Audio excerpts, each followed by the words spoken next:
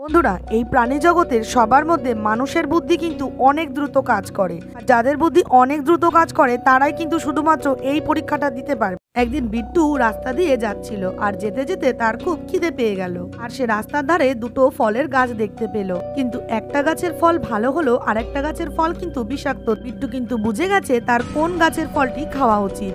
বন্ধুরা, তোমরা কি কেউ বলতে পারবে যে কোন গাছের ফলটি বিষাক্ত ছিল?